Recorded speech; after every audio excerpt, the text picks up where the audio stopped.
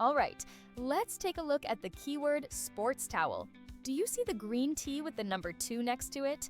That indicates this keyword is mentioned twice in our listing. You'll find it mentioned here and here. T is for title, F is for features, S is for backend search terms, and D is for description.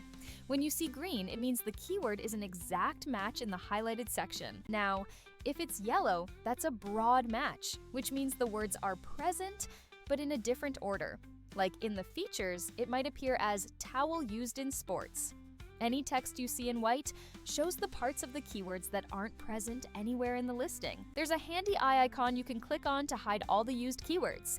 This way you can concentrate on the keywords that haven't been used anywhere in the listing. You can then either edit your listing to include these keywords or add all the unused ones to your backend search terms with just a single click, just like that.